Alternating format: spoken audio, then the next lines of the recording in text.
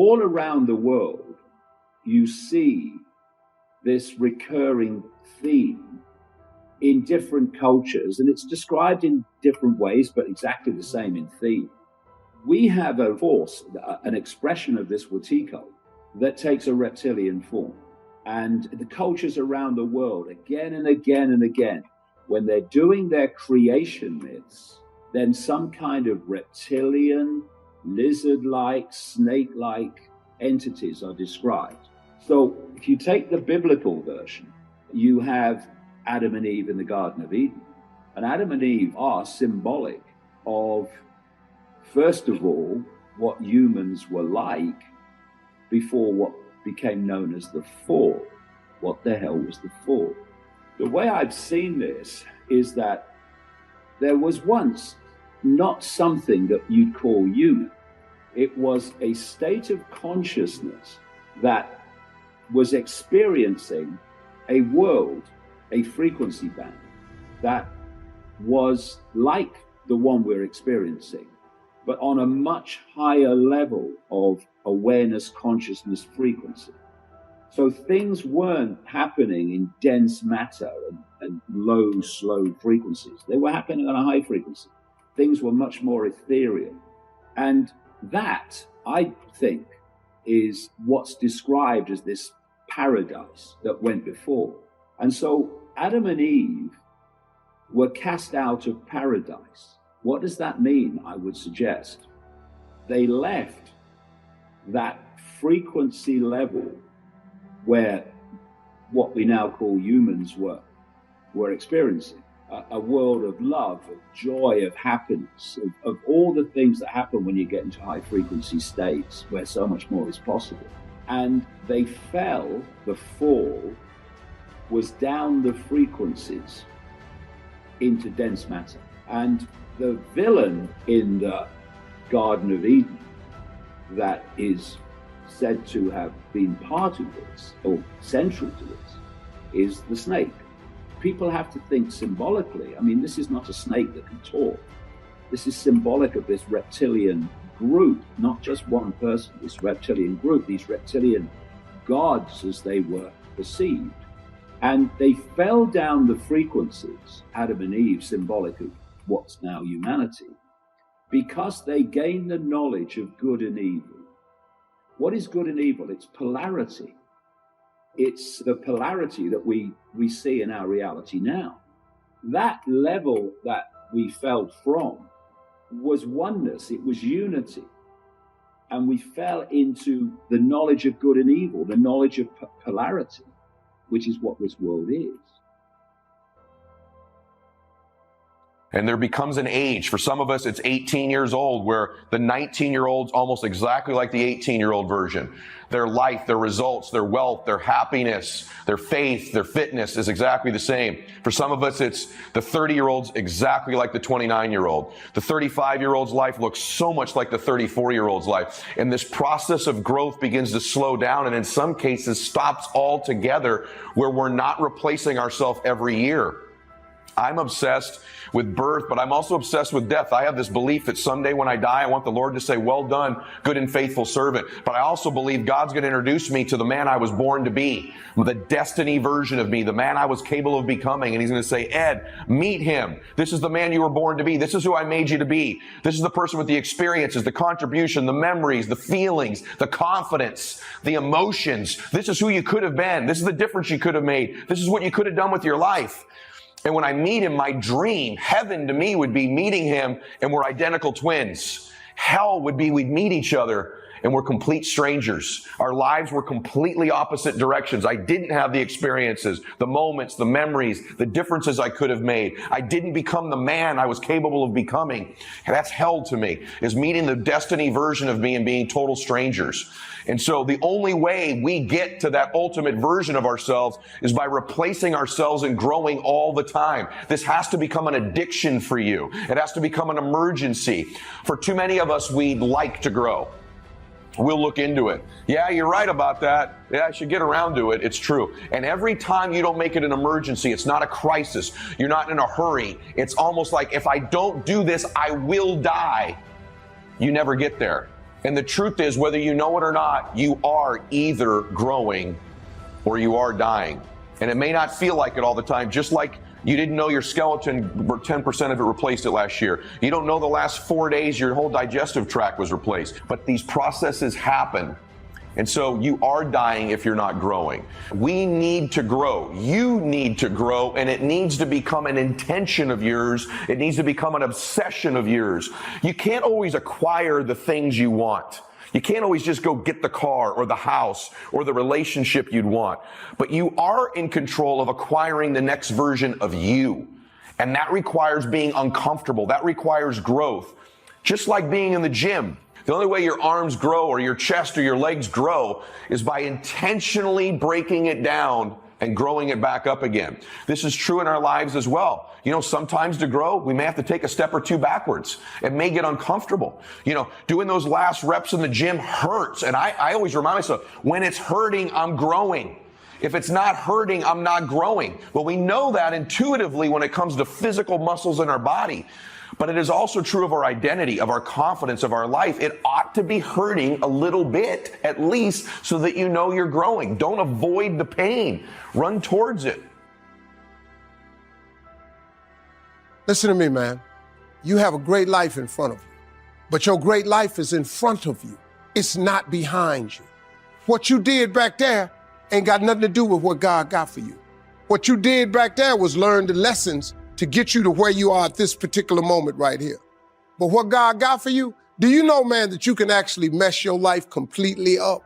You can jack it all the way up and you can turn around and get it right. Do you understand that? Do you understand that you could have had a baby out of wedlock and still be all right? Do you know that you can be divorced multiple times and still be okay? Do you understand that you cannot have a degree and still be just fine? You wanna know how I know? Because I'm telling you what I know. I lost everything twice. I don't know if you've ever lost everything before, but I've been bottomed out twice. I done seen rock bottom 2 times. I've been through some walls up in here, man. I'm just trying to tell you, man, God is really with you. You ain't gotta believe me. You ain't gotta believe me. But keep doing it without God. Let me know how it worked for you. Matter of fact, write a book on how to make it without God. Because I wanna read it. I wanna read the first page. And then I wanna read the last page, because there ain't gonna be but 2. You can jack your life all the way up. God is in the forgiving business. You can make all the mistakes you wanna make or think you shouldn't make. God is in the get it together business. If you got dreams and visions, I got news for you. God is in the make your dream come true business. He did it for me, how he won't do it for you? A lot of y'all better than me. I'm just gonna flat out tell you. Most of y'all ain't done what I had to do to get to where I am today. You just ain't had to do this type of dirt. You ain't been homeless, so what you ain't got to scrap like me. Most of y'all didn't come, you're not old as me.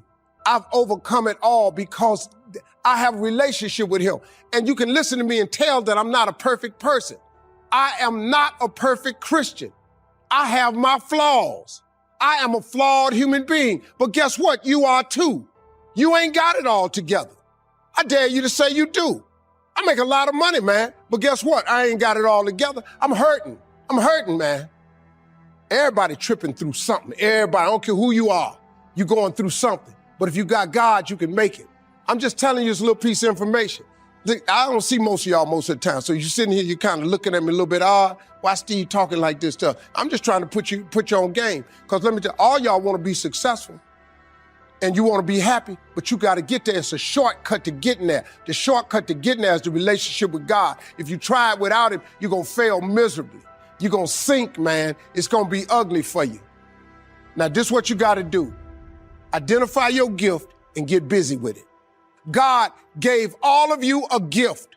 Identify your gift. It is the thing that you do the absolute best with the least amount of effort. That's your gift. Get busy at that. If it's drawing, if it's teaching, if it's sharing, if it's caregiving, he put that gift inside of you. He didn't hide it under a rock or put it under the mountain or put it on the mountain somewhere. He put the gift in you.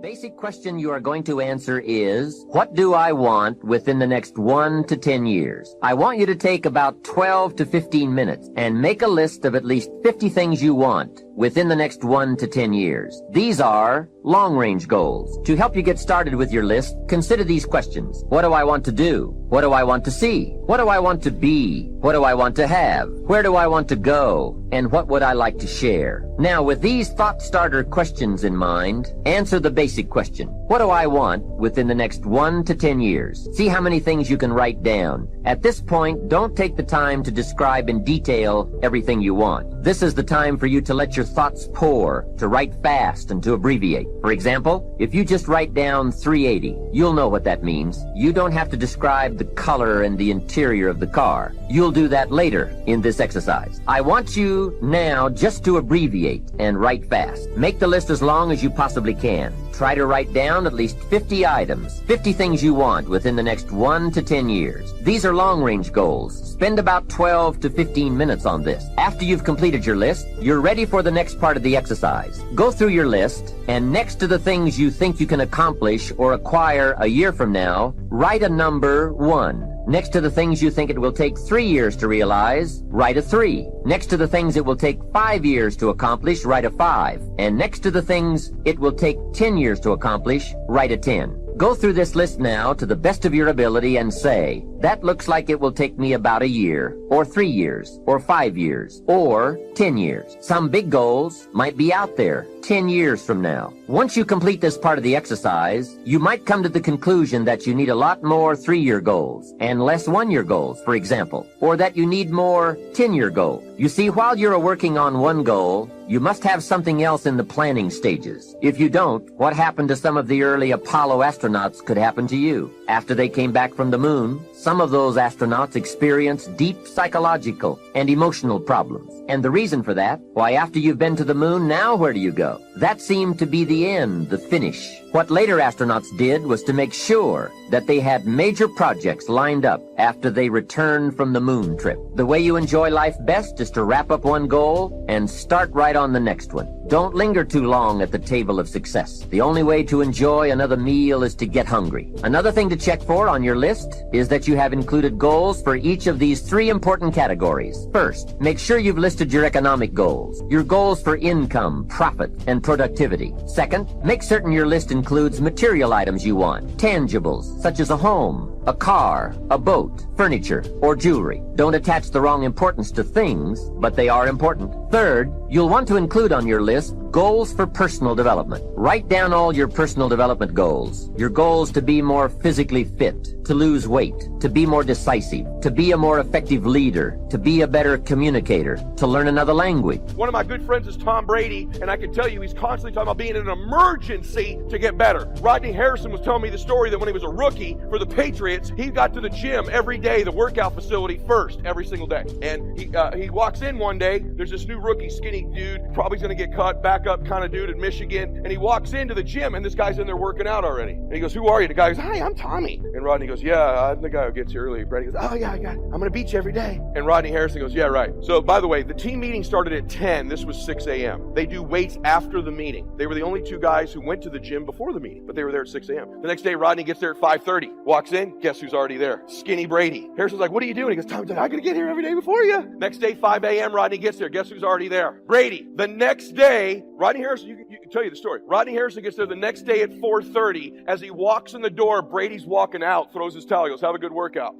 I'm getting chills right now. And Rodney goes, "Who is this guy?" And Brady goes, "Listen to me, man. I got a lot of respect for you. Nobody on this team is going to outwork me. Nobody in this team is going to outwork me. You're talking about somebody who is, in my opinion, I'm biased, our lockers are right by each other at our club, not only the greatest quarterback of all time, not only the greatest football player of all time, arguably the greatest athlete of all time, who has almost no athletic ability. In fact, his sister was a better athlete. 8 AFC championship games in a row. Every other year he's played football, he's been in the damn Super Bowl. Are you kidding me? Really, dude? Really? Unbelievable. That's because he's outworked everybody. Because he's in a crisis to get better every day. It's not like he'd like to. You think Brady might run the mini days I talked about earlier? You think he does? Yes or no? He does. We talk about it all the time. So, here's what happened to me. Last thing I'm going to tell you. I have this hallucination. It's sort of my overall philosophy about my life, and I want to have it for you. I want to say something to you.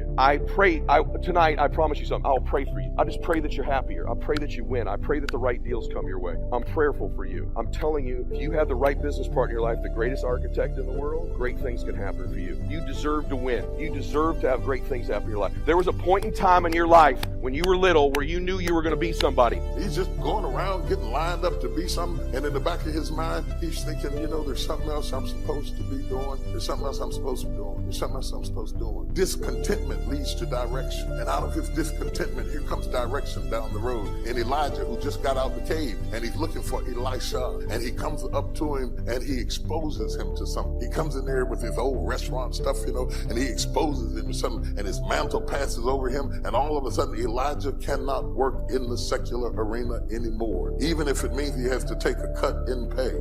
Even if it means he has to burn the ox, he has to boil the ox and burn the plow, he has got to go with the man of God. Even if he doesn't become the heir apparent to what his parents wanted him to be, he is called to the man of God. Even if he doesn't have the prestige of controlling 12 yoke of oxen, he gives up all of that because he is exposed to destiny. That's what support ministry is made out of. People who are exposed to destiny. They're not people who working in the church because they couldn't work anywhere else. They should be people who could have been working in the secular, making even more money, doing something even more influential and more important. But as their love for Christ grows, they give their life to ministry. Even when the check isn't as big and the notoriety is not as much, they recognize that it was God that blessed them to go to school, to learn what they learn, or do what they do, or know what they know, that they are technically endowed because God wanted to use them in the kingdom. And they are not following the zeros, they are following the purpose and the call of God. And they're willing to boil their ox and burn their plow to be in the center of their destiny. They are called to walk with God. I'll tell you what triggered me on this is thinking about how can I add the most value here. And engagement is one of those, new flash words in the corporate culture we all hear about. Oh, full engagement, partial engagement. But it's really true. Engagement plays such a huge role. And some of the studies that are out right now are mind-boggling. Have you seen the recent studies that they've done? 142 countries asking workers around the world, how would you describe yourself? Fully engaged, partially engaged, disengaged, aggressively disengaged. And guess what they found out? Throw it up there. Around the world, in 142 countries, they found out that 13% of employees worldwide said they were actually engaged in their work. Now, for us in this room, you'd say that's absurd. There's something wrong with the survey. Well, you'd be right. In a room like this, it's full engagement, or at least a lot fuller engagement. America has the highest engagement of any country in the world. It's 29%, which sounds so much better when you're 13. So which would you rather have, a punch in the face or a kick in the stomach? But let's flip that around and say, what does that really mean? It means 71% of people are disengaged at work in the richest, most powerful, most influential country in the world. It's mind-boggling. There was only one study you'd say, it was a partial. You can see study after study coming up with similar numbers, slightly off, but pretty much the same ratio. Now, here's what's really interesting. Of those 71%, there's a group in there, about 24% of them, that are actively disengaged. You know what that means? That means they hate what they do and they hate you. Now, this is pretty important, isn't it? They hate what they do, they hate you, and they will actively work to disempower the organization. Who has ever bumped into one of these humans? Raise your hand. Say, I. Okay, so when you bump into these humans, it's not usually a pleasant experience, and we all know they're out there. And by the way, how much damage can they do in a world that has, social media everywhere where good news travels fast and bad news travels faster, and people don't care what the truth is afterwards. It's a cool story, it makes it go. So this is an area that if you're going to change your business, you got to make a difference. So here's what I'm looking at. What makes the difference in people? What makes a difference in an organization? And I would submit to you that it isn't getting a head start. You can find individuals who you give everything to. You can love on them, give them a great education, they get a great economic background, and can spend the rest of their life going in and out of rehab. Who's seen this before? Knows what I'm talking about? Say, I. On the other hand, you see people that life's kicked in the face. Somebody's been abused mentally, emotionally, physically, you name it, and they become the Oprahs of the world. So it's certainly not, advantage does not come because you were given something. And by the way, in business, advantage doesn't come because you have most resources. Companies with most resources don't win. the most resourceful companies win. The most resourceful companies are the ones where employees are the most engaged, and it's statistically proven. You look around and you say, who had the lead? Well, before YouTube, there was Vimeo. They had a year jump. Pretty much the same technology, just didn't engage as many people. Before Google, there was, what happened, Yahoo? If you're out there, what the hell happened to you people, right? Before Facebook, there was, what happened to MySpace? Facebook was more engaging. Engagement is really the new fact. Being able to be fully engaged. And by the way, in your intimate relationship, how important is engagement? Some guys go, very important, I want to put it off as long as I can. No, I don't mean that.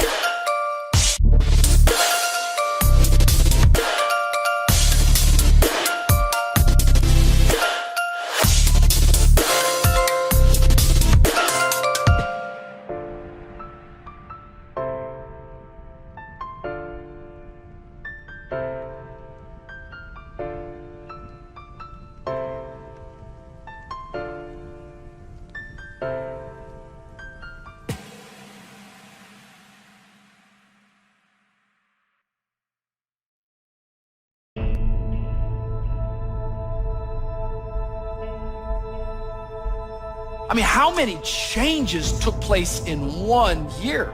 No matter what we want to think, no matter what we want to believe, we all changed in 2020.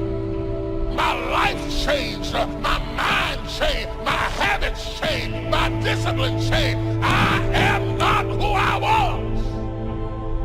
I want to know, is there anybody in here who can definitively say with evidence by looking at your behavior, not your clothes, that you are not who you were? Some of you, you're even watching this right now, and in just less than 10 months, your whole life looks completely different. And you weren't expecting that. You weren't planning on that.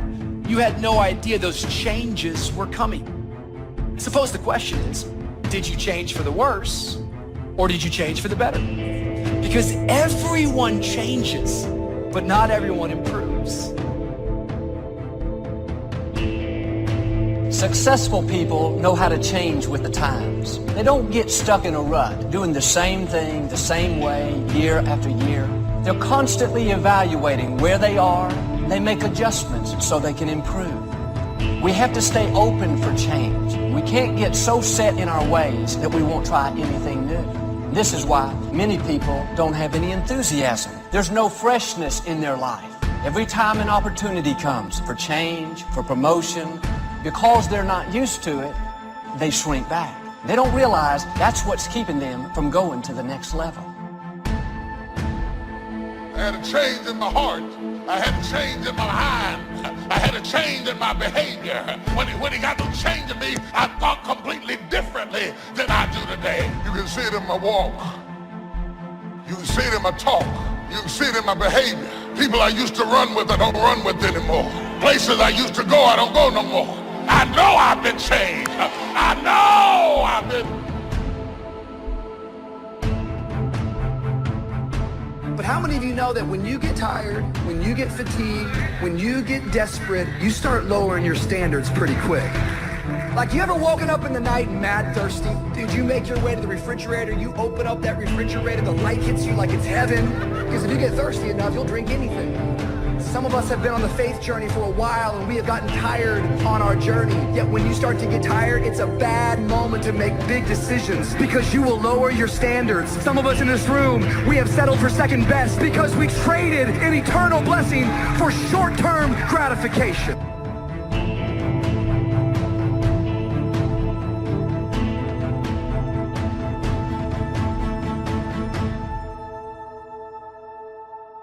Napoleon said, number one, a leader needs unwavering courage. I don't know if I totally agree with the unwavering part of this or not, because sometimes our courage does waver a little. It bend but not break.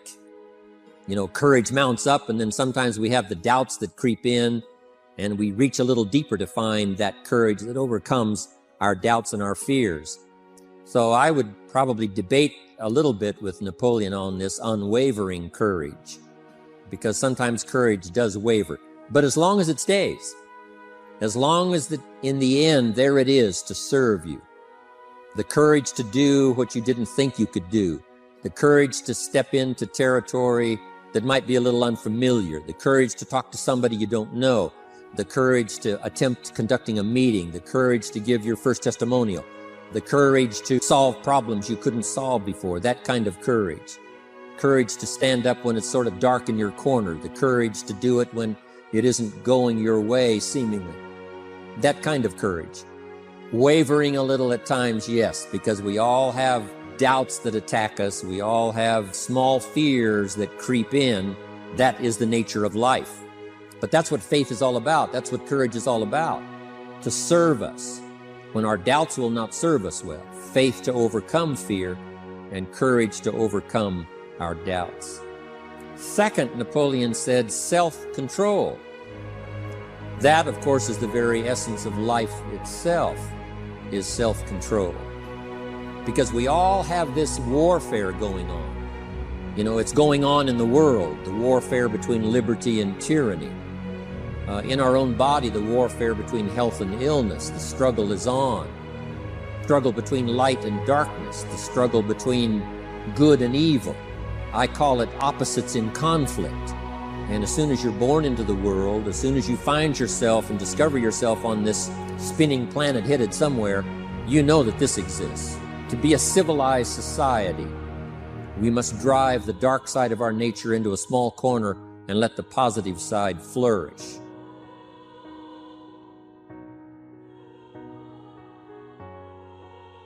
In the coming days, don't be surprised if God brings new opportunities across your path.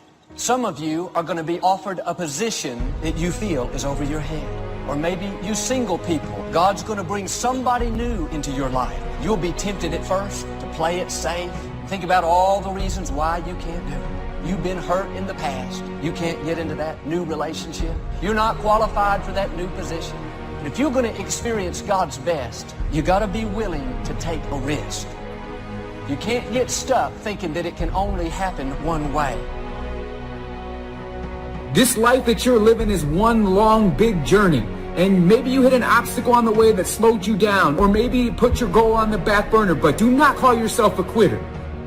You're already telling yourself that you're a quitter. You put that in your background, and I don't want to see that happen to you because you matter too much. You are not a quitter. You are not someone who gave up. You are simply someone who may have not been ready to face some of the demons that are in your background, who may have not been ready enough to say, you know what, I love myself enough this time to believe myself enough to keep showing up for myself. What would you do with your life if you had it to live over? What is one value, one deep commitment from which you would never budge?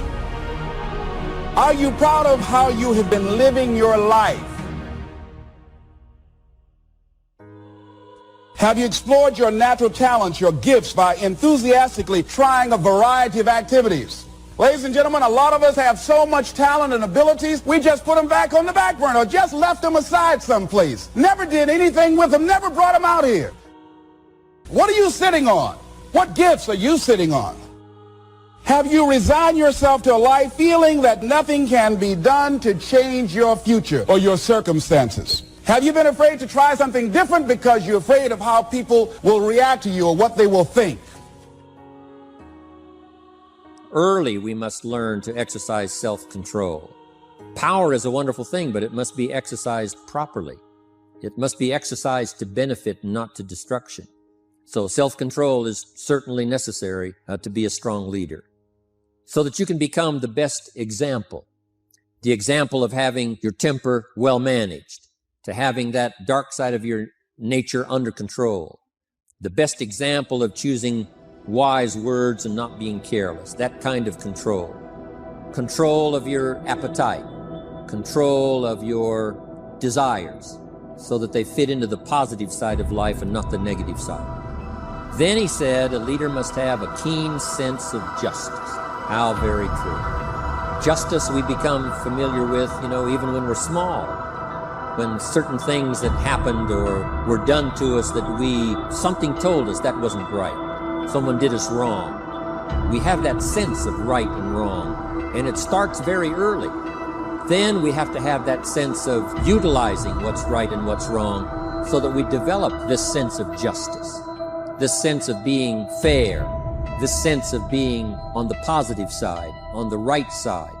To minimize a person's mistakes, they need to have this sense of justice. We have to have justice when we're building an organization. What's fair, what is a good balance, certain rules and regulations, so that all of us have a chance to fit within this framework of fairness, justice, and what's right. Otherwise, enterprise cannot work. Otherwise, we have what we call in the political sense anarchy, where there is no justice, when might is the order of the day, power is the order of the day, not the law, not the rule, not what's right, but power. And we would all dismiss that. It's been a catastrophe in the last 6,000 years, the governments that resorted to power instead of democracy, that resorted to intimidation instead of freedom. And we all know the terrible toll that takes. But it takes a toll not only politically in a country or politically around the world, but it takes a toll even in enterprise. It takes a toll in school if a teacher is unfair.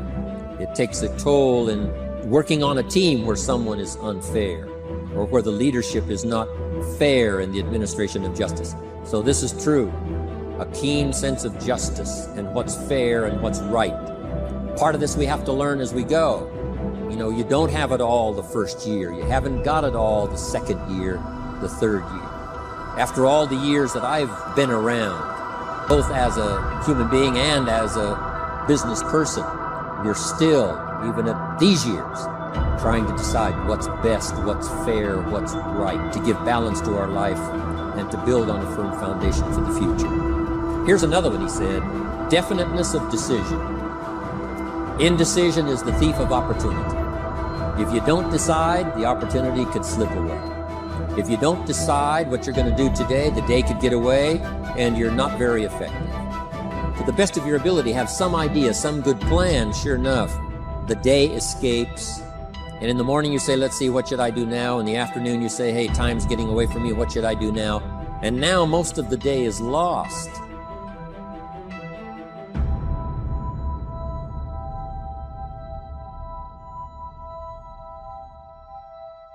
When I know I need to change something, what I do is I change it. I've had people that listen to the podcast and they've reached out to me over the past few years, and one of the main messages that they took and put into action was actually putting things into action. These are just normal people, but they're normal people that knew they needed to make a change. And they decided they were going to make a change, and then they made it. And that is what you can do too. If you have something to change, if you want to change something, change it. Change it now. Find something that you can look at your life that you say, hey, I know I've got a problem in this area, being late. I need to take care of that. Procrastinating. I need to deal with that. Creating an imbalance in my life where I'm spending more time looking at television or having social fun and not spending enough time working on me. See, most people spend more time working on their jobs than they spend working on themselves. And whatever we achieve in life, whatever we create, whatever we're able to manifest comes out of the human mind. So many times, guys, we get distracted by things that we either have no control of or matter nothing to our goals. I want to ask you guys tonight, just do a little favor. And I want you to write down things that you focused on today that held you back from being the person that you want to be. Did you worry about the behavior of someone else, something that you got no control over? Or did you stress about something that hasn't even happened yet? Did you give yourself negative vibes because you're worried about something that you have a fear over? And then I also want you to write down things that you focused on today that helped get you closer to the person that you want to be. Did you eat right? Did you exercise today? What are things that you focused on today that you know are going to make you a better version of yourself so that you can show up stronger tomorrow than you did today? You've been given the dignity of choice. You don't have to repeat this year the same as last year. You can tear up last year's plan, develop a new plan. Now here's the choice on being a human being. To be part of all we were meant to be, or to be all. To strive for all, or half, or some. The choice is up to you. To develop one skill or 10 skills. And this is all a matter of choice. And when someone says, no, you ought to learn 4, you got to resist all that. Because this is personal dignity. And you don't want to destroy someone's dignity by doing all the oughts and then they feel reluctant to do it. Now we've got problems. Most of the day escapes not being utilized. It doesn't work for you simply because you didn't make those decisions early, at the early part of the day. The decisions we make in the early part of our life sometimes last for a lifetime. The early decisions that you make about what you're going to do with your life, those decisions are vitally important. If you neglect them and don't make them, sure enough, the time passes and the opportunity sometimes is diminished.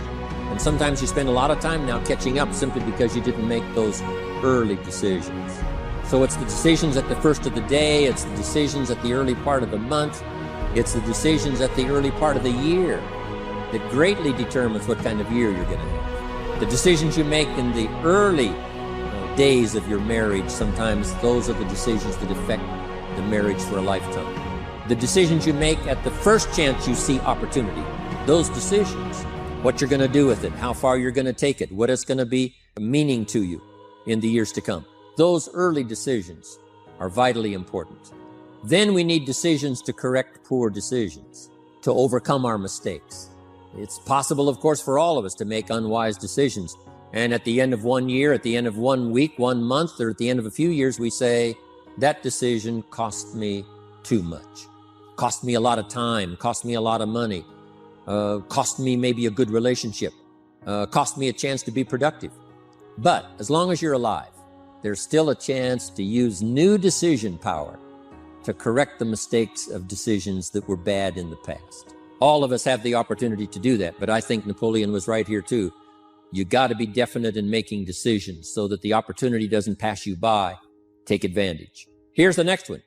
Napoleon Hill said, a good leader has definite plans. How important that is. So here's what you should do. The lack of plans have lost a month or two, or you've lost a week or two, or maybe you've lost a year and you were 10% effective instead of 100%. Now's the time to change all that and start making some plans. You got to have some plans for your family, right? You got to take your family along. Don't leave them out. One of the challenges all of us have in making our plans is how to balance everything, to make sure that we don't regret at the end of a year, I spent too much time on that. I spent too much money. And then if you have, say, how can I not do that again? Construct some better plans so that you won't have any regrets at the end of a year to come, 5 years to come, 3 or 4, 5 years to come. But now for you, your plans to be financially secure. You got to have a good plan for your resources so that you find yourself secure regardless of what happens. One more on plans, and that is the plan for your personal development. The plan to be better this year than last year. The plan to take the classes, attend the workshops, do everything you possibly can to show personal progress, not just financial progress, not just the progress of having one more car or one more home, but the progress of personality, the progress of communication skills, the progress in how to deal with people, progress in using your influence so that it multiplies its power by 5 by 10 versus what it used to be. You need those kind of plans. A plan for personal growth, personal development. Next, Napoleon Hill had a good saying. It was something my father had and passed it on to me as a good philosophy. And here's what he said. A good leader has the habit of doing more than what he gets paid for. What an incredible philosophy this is. The habit of doing more than you get paid for. It's what we call the service that you put out like seeds in the ground that doesn't bring the harvest immediately, but the harvest is yet to come. It's called like putting out the capital in capitalism. Doing more than you get paid for means that you're getting ready for the next move up. Because if you do more than you get paid for, you've made an investment. The average person might think if I do more than the company requires, then they're ripping me off. I'm not getting paid for that extra time, that extra attention. But you must not view it that way. You must say, I'm getting there a little earlier, staying a little later, as an investment in my own personal future, because I want that kind of reputation. I want that kind of philosophy to work in my life. Do more than you get paid for, right? They've got the product, you've got the money, but you can't stop your investment there. Now you must develop the investment in time, effort, and energy in turning that new customer into a testimonial. And sometimes that's the most difficult work, the work after the sale. Because the sale might be fairly easy. Someone says, hey, I've been looking for this product, I need it, here's my money. But now you've got to stay with them, make sure they don't just buy the product, but that they use the product. And that they don't just use the product, they keep using the product. That's the work after the sale. But if you learn to make that kind of an investment and do more than you get immediately paid for, that kind of investment is so powerful. So you do more than you get paid for up front. It's happened for me, making the investment. When I first started lecturing, I talked to high school classes, college classes, service clubs, and I gave it all away. I went and talked for free. Someone said, Mr. Owen, would you come and do this breakfast talk? I said, sure. Could you do this luncheon talk for this service club? I said, of course. And all of that in the beginning was for free, primarily because I'd made my fortune. I didn't need the money, but I did it for free. But look what it's made for me by giving that kind of service in those early days. And finally, it led to business and led to an enterprise. And I was giving a seminar all those years ago here in Los Angeles, and Mark Hughes was in my audience. So what you don't get paid for, don't worry about that. Just render the service with the vision of the future that it'll come back multiplied if you have this kind of habit, this kind of philosophy. Next, Napoleon Hill talks about personality. You need a pleasing personality. There's many parts to your personality. One is your working personality. You know, the kind of behavior, the kind of attitude that you need, especially in the public. Some things you can kind of get by with being a little careless, maybe in private, but in public, where it counts so much in your paycheck, it counts so much in building your business for the future, your own personality. But here's what you also must remember. You develop your personality in private so that it serves you well in the public. Sometimes we get the mistaken idea, I can be careless with just these few and be more careful when I have 1,000. But see, that doesn't work that way. Careless with a few, sure enough, that will creep into your presentation for 1,000 people. You say, well, I'm only talking to 2 people, it doesn't matter much. That's when it really matters. Because if you'll practice well there, using your personality, using your influence, to get someone's attention, to get them to listen, to get them to participate, the kind of personality that someone says, I'd like to be around this person. They're unusual. They're not like the average person I meet on my everyday experience. That kind of personality. But you've got to practice it behind the scenes. You've got to practice it one-on-one. And if you're effective one-on-one, 1-on-3, 1-on-5, I promise you, that will get you ready to now perform with the kind of personality, the kind of charisma that wins people when you're in front of 500 people, 1,000 people, 5,000. So this is a good point, working on your personality. Here's the best gift you can give someone, and that's the gift of attention. Attention is so powerful. So, same thing you can learn to do. Utilize your personality, utilize your influence, give people the gift of attention. Next, Napoleon Hill said a leader needs sympathy and understanding. We have to develop that early in our lives. All of our lives, we have to look at those that are less fortunate than we are, those who need a helping hand, and especially now we learn to look at those who need an opportunity, those who need a change in their health, those who need a change in their life and in their lifestyle. It's this kind of sympathy and understanding that drove Mark Hughes to construct the company. It took that kind of understanding, that kind of sympathy, that kind of deep emotional feeling. Then Mark understood what it meant to be poor. He understood what it meant not to have. He understood what it meant to be short on finances, on resources. He understood what it meant to lack full formal education. He knew all of those lacks. And instead of crying about it, he said, what I will do is change it for myself, and then I'll help other people that have the same challenge. Lack of education, lack of the money, lack of the resources, lack of good health, faced with all kinds of difficulties they can't solve. I'll get mine solved, and then I'll be strong enough and have the skills to where I can help other people. That kind of leadership quality is so powerful. That kind of understanding. Here's the next one. A leader must have, Napoleon said, a mastery of the details. How very true. All can be lost with just a couple of missing details. The drama is in the details. Someone says, I lost 30 pounds. Well, 30 pounds is 30 pounds, but that's not the drama. The drama is, where were you before? Now someone begins to give us some of the details.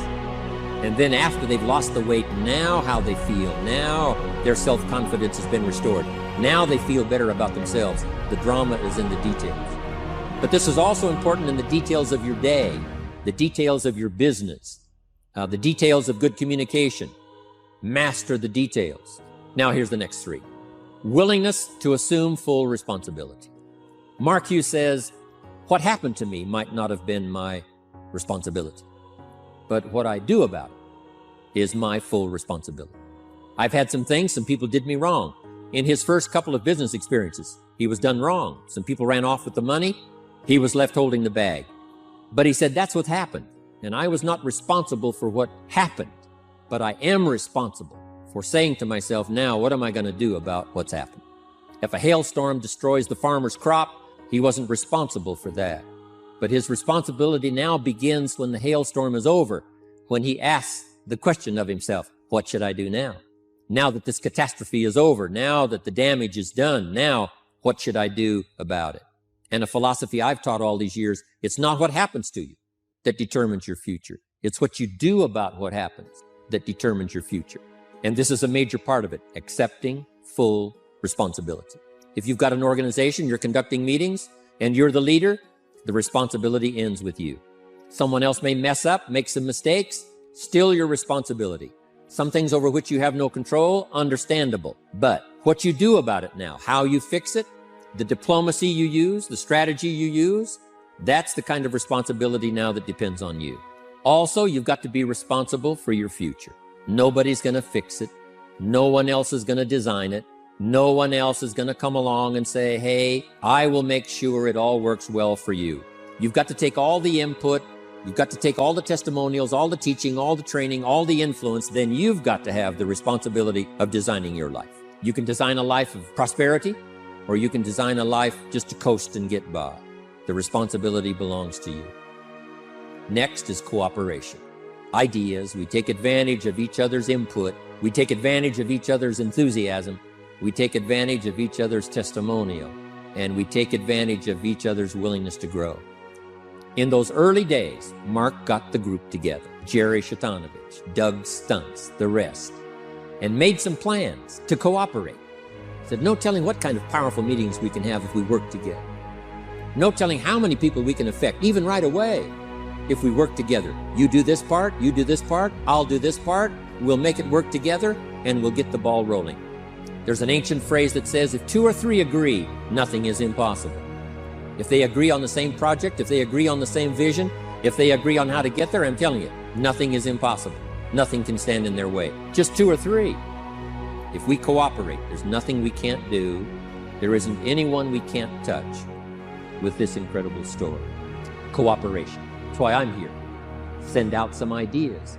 Give you some notes to take, something to think about and ponder, something to talk about with the people that you associate with and are building your business. That kind of cooperation is going to make this a powerful year.